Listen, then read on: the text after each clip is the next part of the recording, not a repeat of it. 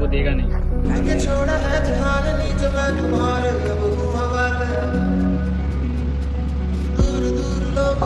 Hi guys, welcome back to my channel. তো আপনারা ঘড়িতে দেখতেই পাচ্ছেন এখন কটা বাজে। তো আজকে আমি যাবো প্যারাসেলিং ক্যাম্পে, তাই আমি ট্রেন ধরে চলে এসেছিলাম বালিগঞ্জ স্টেশনে। আর স্টেশনের সাথে সাথে রাস্তাও পুরো ফাঁকা ছিল, তাই অটোওয়ালা কাকু আমাদেরকে উড়িয়ে উড়িয়ে নিয়ে যাচ্ছিলেন।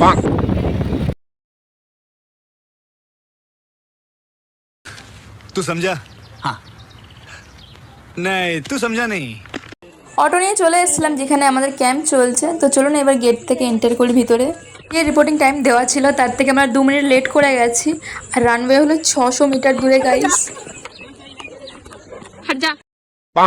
ওই যে দেখা যাচ্ছে অনেক দূরে একটা লাল রঙের প্যারাশুট উঠছে, ওইখানেই যেতে হবে। গাইস, আমি তোমাদেরকে একটা ইম্পর্টেন্ট কথা বলতে চাই। এই যে প্যারাসেলিং ক্যাম্পটা, এটা হলো এনসিসির অ্যাডভেঞ্চার ক্যাম্প। আর এই ক্যাম্পটা প্রত্যেক বছর আসে না, 2 বছর 4 বছর অন্তর অন্তর আসে। তো যখন এই ক্যাম্পটির ভ্যাকেন্সি আসবে তখন ভাবার আগে ক্যাম্পটা অ্যাটেন্ড করে নেবে। আর এইদিকে মেন গেট থেকে রানওয়ে পৌঁছানোর আগে দ্বিতীয় পরে উঠতে শুরু করে দিয়েছে, আপনারা দেখতেই পাচ্ছেন।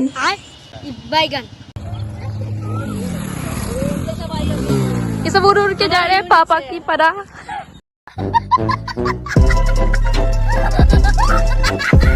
So guys, finally main gate অবধি চলে এসেছে, এবার বাস পরি হওয়া বাকি আছে। তো চলুন তাড়াতাড়ি গেটের ভিতরে যাই আর পাপাকে পারি হয়ে আপনাদেরকে দেখাই। আচ্ছা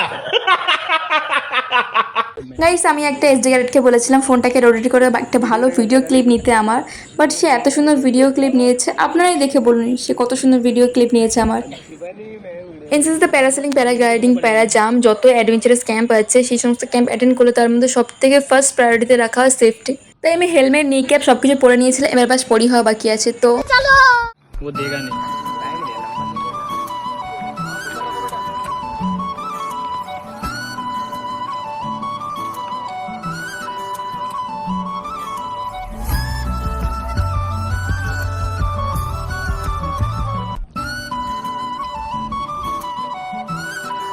পাপাকে বাড়ি হয়ে কিছুক্ষণ ওড়ার পরে আমরা বোর হচ্ছিলাম টেন্টে বসে বসে, তাই আমাদেরকে হেলিকপ্টার দেখানোর জন্য কার সাইড থেকে হেলিকপ্টার বের করেছিলেন স্যার।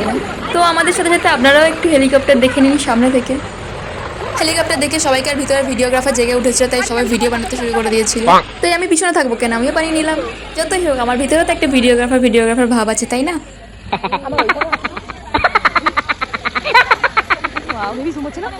আর সকাল থেকে মেঘলা ওয়েদার ছিল, আর হেলিকপ্টারটা যখন কারসেটের নিচে চলে গেল তারপরই শুরু হলো যেমন ঝড় তেমন বৃষ্টি। আর ঝড়ের চোটে আমাদের টেন্টই উড়ে গেল।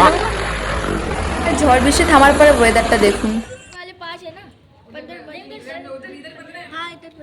সকাল 11:30 থেকে 2টো বেজে গেছিলো বৃষ্টি থামতে থামতে। তারপরে আমরা এখানে লাঞ্চ করেছি। এবার হলো বাড়ি যাওয়ার পালা। আর বাড়ি যাওয়ার আগে একবার তো রিচেক করতেই হবে। তো চলুন একবার রিচেক করে নিই কেউ আছে কিনা।